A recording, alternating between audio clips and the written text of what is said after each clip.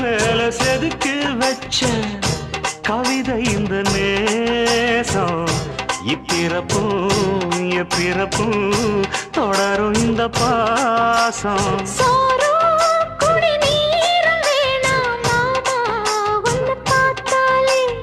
ஆறும் பசியாரும் தானாச மொழி கேட்டாலே